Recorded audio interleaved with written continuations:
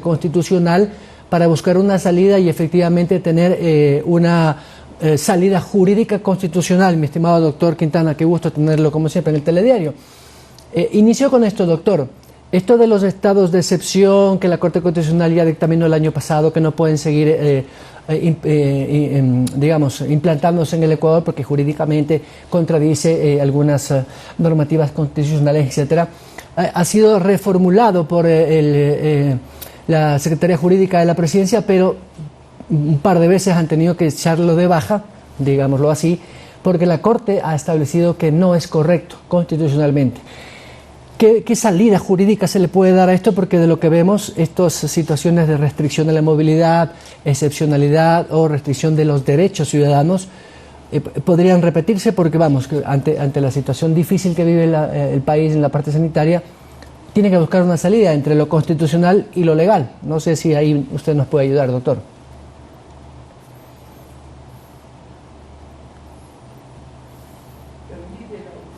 El micrófono, mi estimado doctor.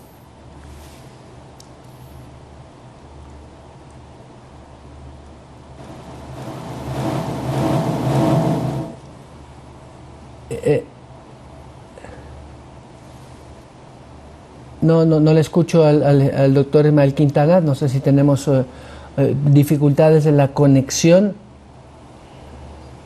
Me dicen que tenemos un problema de conexión o de sonido. Ya, mientras el doctor Quintana y nuestro departamento técnico establece una nueva conexión de internet para restablecer este diálogo con el doctor Ismael Quintana, vamos a comentarles que en el programa Conclusiones de CNN en español, el presidente electo Guillermo Lasso insistió que los impuestos como el IVA, el ICE o el ISD serán reducidos o derogados, según sea el caso. Habló de la necesidad de reformar la carga impositiva para dar impulso al sector productivo.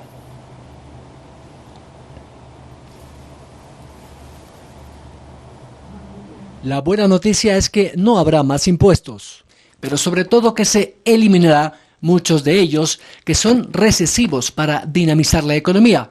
Así lo dijo el presidente electo en la cadena CNN en español. En el sector petrolero tenemos la oportunidad de duplicar la producción petrolera en un mediano plazo, probablemente en 5, 6, 7 años.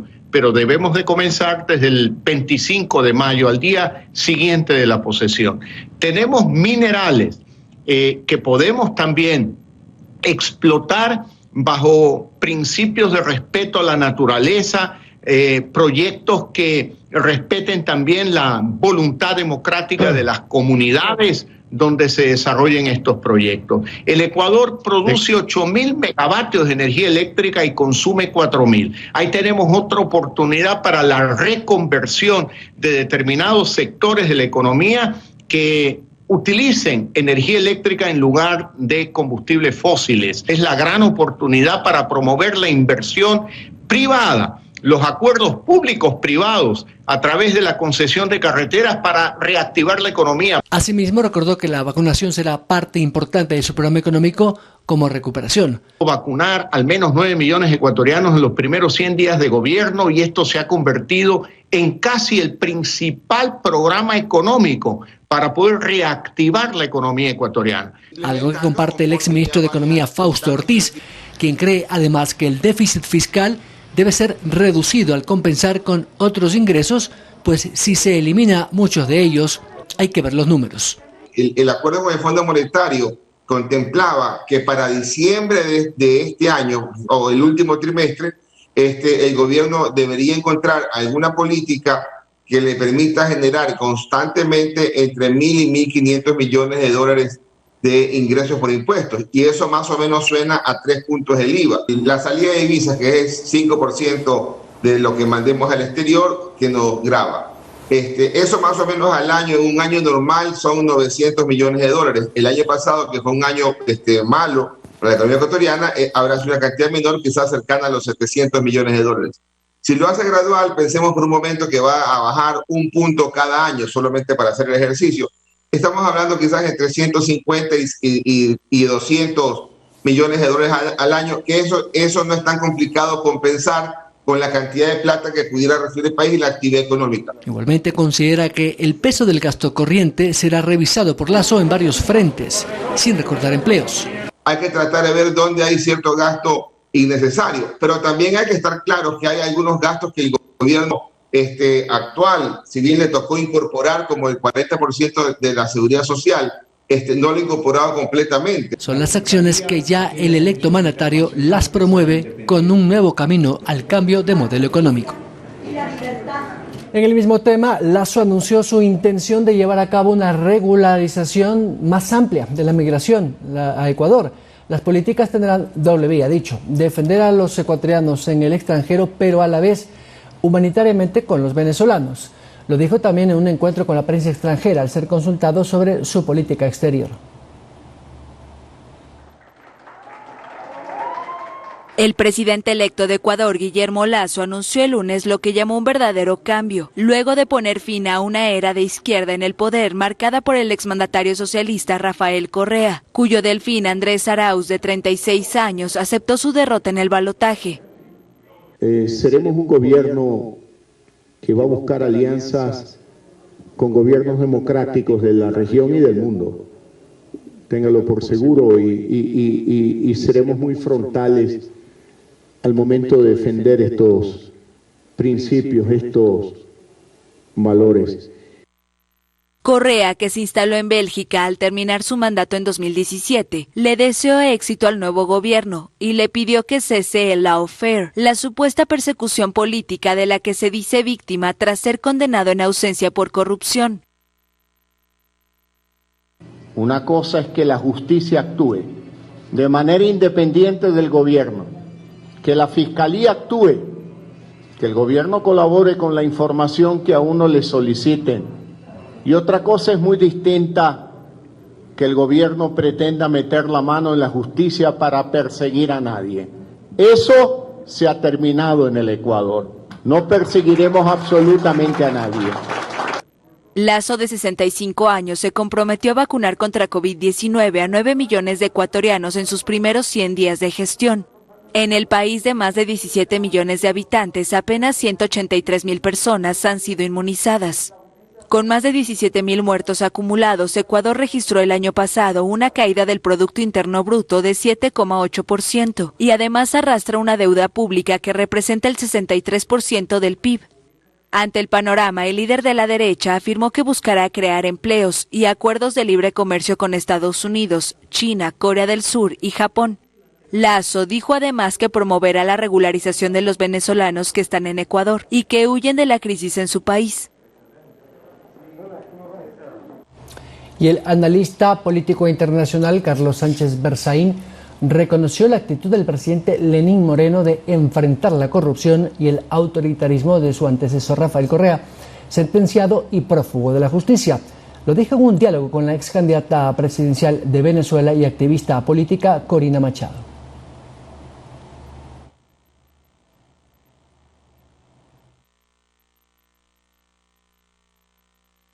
Moreno empieza por investigar casos de corrupción, empieza por devolver la libertad de prensa, acabando con la ley Mordaza, que fue uno de los oprobios más grandes del régimen correísta. Empezó por que ya no hayan presos políticos en el Ecuador, por liberar el sistema de justicia al que le había metido la mano profundamente Correa, aplicando el sistema castrochavista de utilización política de la justicia para encarcelar, perseguir y exiliar. ¿Qué ha hecho Lenín Moreno en el Ecuador? Ha hecho algo que no ha hecho ni Bolivia ni Venezuela, que son dos procesos de transición fracasados. Porque en Bolivia empieza un proceso de transición en noviembre del 2019 con la renuncia de Evo Morales y la presidencia de Yanine Áñez, y en un círculo vicioso en 11 meses le devuelven todo el poder a la dictadura. Lenín Moreno decidió apostar por los principios y valores de la democracia y en una gestión que va a culminar 4 años le devolvió a Ecuador los 5 elementos esenciales de la democracia. Le devolvió el respeto a los derechos humanos y las libertades individuales, le devolvió la vigencia del Estado de Derecho, nadie por encima de la ley, le devolvió la división e independencia de los poderes públicos. Esta mañana el fiscal acaba de hacer un operativo encarcelando al Contralor General del Ecuador por delitos de corrupción de Petroecuador. El electo mandatario agradeció a su equipo de campaña por el gran esfuerzo en medio de una emergencia sanitaria. Entre aplausos, el presidente electo agradeció por el trabajo desplegado a nivel nacional por todo su equipo, que además lo hizo gratis. Aseguró que lo que viene será un nuevo reto para todos. Gracias por sus consejos, gracias por esa actitud de permanente victoria, de lucha hasta conseguir la meta. La verdad que son muy generosos haber estado aquí en este momento que para mí es muy emotivo. Ustedes ven en mí algo diferente a lo que veían las semanas anteriores. Quiero decirles que yo me veo exactamente igual, con muchas ganas de trabajar, con muchas ganas de comenzar. Ahora sí me dicen que tengo al doctor Ismael Quintana. Estimado doctor, qué pena con usted, pero a veces nos falla la tecnología. Los fierros nunca avisan, pero gracias por estar con nosotros conectados. Sí, bueno, buenos días. Veamos ahora sí la cuestión mejora. No sé si usted escucha ahí. Estupendo, doctor. Lo queremos escuchar a usted. Bueno, usted me hacía una pregunta respecto a la posibilidad de volver a decretar estados de excepción. Yo le decía que ahí se han cometido equivocaciones de lado y lado, equivocaciones en principio de la Corte Constitucional el año anterior, donde en un dictamen bastante curioso le dice al presidente de la República que ya no le iba a calificar más decretos de estado de excepción, porque a juicio de la Corte la vigencia de estos decretos debe ser de hasta 90 días, entendiendo eso a partir de una interpretación equivocada del artículo 166 de la Constitución, cuando la Constitución lo que señala correctamente es que el decreto de estado de excepción puede durar hasta 60 días y si es que la causa que motivó ese decreto no ha desaparecido, el presidente de la República lo puede renovar hasta por 30 días, pero la Constitución en ningún lado señala que puede ser por una sola vez y hasta por 30 días, y eso tiene una lógica, y es que el presidente de la República no es un mago, no tiene una bola de cristal para adivinar, pues, cuándo la causa que genera el estado de excepción, como en este caso la calamidad pública de COVID-19, va a desaparecer. Ese fue un error de la Corte. Ese error de alguna manera ha sido corregido hace unas semanas con ese oficio que todos conocimos, que se hizo público, en el que la Corte aclara y dice, bueno, no quise decir lo que le dije el año anterior, señor presidente, sino que usted puede decretar estados de excepción, pero bajo ciertas condiciones. Y esas son las que se deben seguir observando hasta ahora. Primero, que el decreto no puede regir en todo el territorio nacional, sino que tiene que ser focalizado, ya sea en cantones, en parroquias, en provincias. Por otro lado, que debe haber un basamento técnico, científico, médico para decretar ese estado de excepción. En tercer lugar, y me parece que en esto sí la Corte tiene razón, que el presidente de la República sea quien tome directamente las medidas de restricción, porque es el único que puede hacerlo de conformidad con el artículo 165 de la Constitución. La Corte le observa permanentemente, y este es el error del jefe de Estado, de creer que puede delegar estas atribuciones constitucionales al COE nacional. La Corte le dice, no, el COE no tiene nada que ver en esto del estado de excepción, es usted. Esa es la tercera condición. Y la cuarta condición es que la vigencia del estado de excepción tenga correlación con las medidas que se toman. Es decir, usted no me puede decir que vamos a estar en estado de excepción por 30 días, pero las medidas restrictivas duran 5, 4 o 6 días. Eso es desproporcionado, eso es innecesario y no tiene justificación. Eso es lo que le he observado a mi criterio de manera correcta a la Corte Constitucional. Entonces, en conclusión, ¿el jefe de Estado puede decretar estado de excepción nuevamente? Sí, sí lo puede hacer, pero cumpliendo con los señalamientos que le he comentado en este momento. Doctor, pero todas estas, errores de buena fe, diría yo, para usar un término, de lado y lado, entiendo, deberían haberse solucionado hace tiempo, porque el primer estado de excepción fue en marzo del año pasado. Hemos transcurrido prácticamente un año y un mes, un poquito más, y no creo que sea tan difícil de ponerse de acuerdo entre la Secretaría Jurídica de la Presidencia y o algún representante de la Corte Constitucional. Vamos, que las decisiones de ambos organismos independientes respetando sus competencias por el bien del país, porque un mes sí, otro mes no, es decir, vamos, que los ciudadanos y el día a día, el convivir normal de los ciudadanos se ve muy seriamente afectado porque hay un estado de excepción, luego se lo quita, luego se vuelve a poner, entonces nadie puede planificar hacia un país, o sea, porque no nos podemos poner de acuerdo entre los responsables de la parte jurisdiccional de ambas instituciones o de ambos poderes del Estado. A ver, yo por eso veo en eso sí con buenos ojos que tras la reunión de ayer del COE Nacional se haya hecho una invitación a la Corte Constitucional para que en la siguiente sesión plenaria los magistrados de la Corte conozcan de primera mano, han dicho al menos los miembros del COE Nacional, cuáles son las situaciones de cada localidad. Al menos entiendo que son 11 provincias las que están declaradas en emergencia sanitaria, para que los miembros de la Corte conozcan de primera mano información técnica, médica, hospitalaria respecto a la situación del coronavirus, y con esto facilitar la posibilidad de que, si el presidente de la República decreta un eventual nuevo decreto de estado de excepción, pues se pueda planificar de manera más óptima las medidas que se adoptan en ese decreto. Así que en ese sentido esperemos que esa coordinación que usted señala y que es importante se la haga también con la Corte Constitucional. Yo vuelvo a insistir, se han cometido errores de lado y lado y creo que la Corte tiene que recular, creo que por la fuerza de las circunstancias lo ha hecho en este tiempo respecto a esa inicial negativa de decirle al presidente de la República no más estados de excepción. Pero a partir de eso, el presidente de la República también tiene que corregir a través de su Secretaría Jurídica ciertos errores. No es constitucionalmente posible que el decreto de estado de excepción delegue al COE Nacional cuestiones tales como la implementación de medidas de suspensión o limitación a derechos fundamentales. Eso lo tiene que hacer en el decreto directamente el jefe de Estado. El COE Nacional entonces es un órgano ejecutor de las decisiones del presidente de la República. Pero el COE Nacional no puede reemplazar al jefe de Estado en esta materia y eso es lo que la Corte le ha pedido que corrija. Doctor, permítame cambiar de tercio, como dicen los taurinos. Lo que ha dicho el presidente electo Guillermo Lasso a propósito de eliminar el Consejo de Participación Ciudadana, entre otras decisiones que pasan por un tema constitucional y no necesariamente por un decreto ejecutivo, mucho menos por la Asamblea Nacional.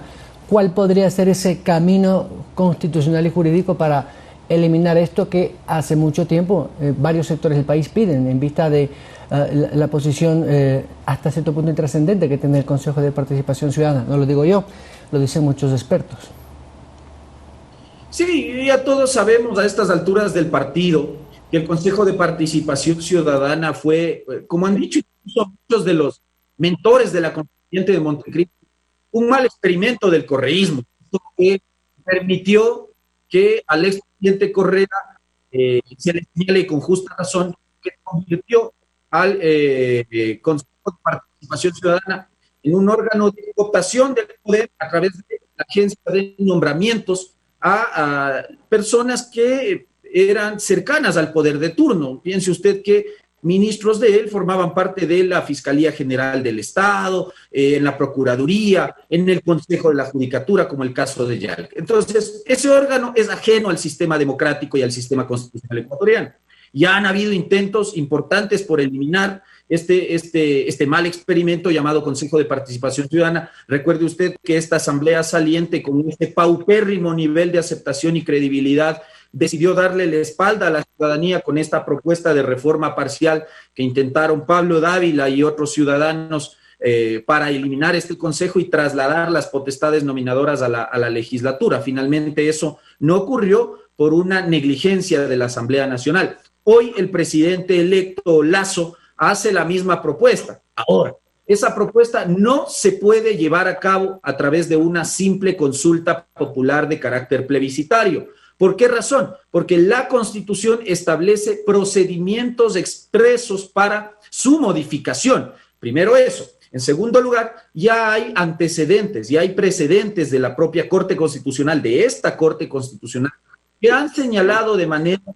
determinante que para eliminar, para suprimir al Consejo de Participación Ciudadana, usted tiene que acudir al procedimiento de la reforma parcial. Y la reforma parcial no se lleva a cabo mediante la convocatoria directa a una consulta popular. Es, como muchos conocemos, para que la ciudadanía también conozca, un procedimiento, si usted quiere, mixto, en el que en primera instancia interviene primero la Corte Constitucional calificando la vía o el procedimiento, luego la Asamblea Nacional, donde debe mediar 2 debates con un plazo de espera de 90 días entre el primer y el segundo debate, y solo si la Asamblea Nacional aprueba la propuesta de reforma parcial que eventualmente llegue a presentar ante la Asamblea el presidente Lasso, se convocará dentro de los siguientes 45 días a un referéndum ratificatorio de esa reforma parcial o consulta popular. Y ahí nosotros podremos decidir, en todo caso, si el Consejo de Participación Ciudadana va a ser o no eliminado. Yo particularmente estoy de acuerdo con la propuesta, pero sí creería que hay que hacer un llamado de atención al presidente electo para que ya empiece a comportarse como un presidente de la República y ya no como un candidato, porque ya no lo es, y ojalá se rodee de un buen equipo jurídico que le pueda ir orientando al jefe de Estado sobre cómo ir implementando estas propuestas que hizo cuando era candidato en campaña electoral y que hoy ya tienen que transformarse entonces en políticas de Estado o en medidas adoptadas por un presidente de la República. Vuelvo a insistir, la vía es la reforma parcial. Muy claro y diáfano su pensamiento jurídico constitucional, doctor, y esperemos que por el bien del país esto se pueda cumplir, ojalá sea este mismo año. Doctor Ismael Quintana, como siempre, un gusto. A ustedes, muchas gracias y un abrazo. Buenos días. Gracias al doctor Ismael Quintana, constitucionalista, que nos ha dado 2 visiones constitucionales y de derecho a propósito de estas resoluciones del Comité de Operaciones de Emergencia que habla sobre la posibilidad de nuevos estados de excepción en concordancia con la Corte Constitucional, que es el organismo de mayor instancia de derecho constitucional, de precisamente supervisar que se cumplan las garantías que establece la Carta Magna.